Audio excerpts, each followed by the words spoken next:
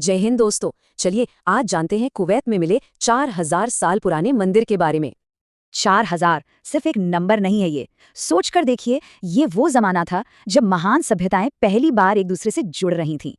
जी हाँ, कुवैत के फलाका द्वीप पर एक कुवैती डेनिश पुरातत्व टीम ने कांस्य युग का एक पूरा मंदिर परिसर खोज निकाला है।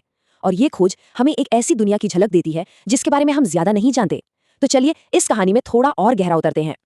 अब सबसे पहला सवाल तो यही उठता है कि भाई आखिर इस मंदिर को बनाया किसने था। तो इसका जवाब हमें मिलता है दिलमुन सभ्यता में।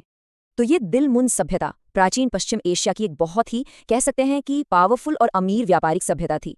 इसका इलाका आज के बहरीन, कुवैत और पूर्वी सऊदी अरब के कुछ हिस्सों तक फैला हुआ था। अपने समय के ये एक बहुत बड़े ट्रेडिंग हब थे। देखिए, दिलमुन सभ्यता कोई अकेली नहीं थी।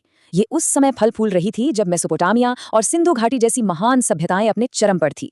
और लगभग 2000 ईसा पूर्व ये तीनों बड़ी शक्तियां एक बहुत बड़े ट्रेड नेटवर्क के जरिए एक दूसरे से जुड़ी हुई थी। और यहीं पर दिलमुन का सबसे जरूरी काम सामने आता है। वो सिर्फ एक सभ्यता नहीं थे, बल्कि उस वक्त की दुनिया की दो सबसे शुरुआती और बड़ी सभ्यताओं को जोड़ने वाला एक पुल थे। तो ये पूरा नेटवर्क काम कैसे करता था, समझिए। सामान सिंधु घाटी से अपनी यात्रा शुरू करता, दिलमुन के बाजारों में उसकी ट्रेडिंग होती और फिर आखिर में वो मेसोपोटामिया के मार्केट्स तक पहुंच जाता था। दिलमुन एक तरह का कह सकते हैं कि एंशिएंट फ्री ट्रेड जोन था जो पूरे इलाके में व्यापार को चलाता था। चलिए अब खास तौर पर दिलमुन और सिंधु घाटी सभ्यता के बीच के रिश्ते पर नजर डालते हैं। यही वो कनेक्शन है जो इस खोज को हमारे लिए और भी खास बना देता है। इन दोनों के बीच एक जबरदस्त व्यापार चल रहा था। सिंधु घाटी से तांबा, मोती, हाथी दांत और मसालों जैसा कीमती सामान दिलमुन भेजा जाता था और दिलमुन से तेल और दूसरी धातुएं यहां आती थीं। ये हजारों साल पहले का एक बहुत ही सोफिस्टिकेटेड ग्लोबल मार्केट था।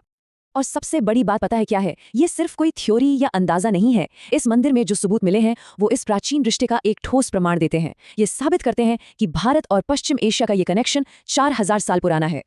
तो इस एक खोज के आखिर मायने क्या हैं?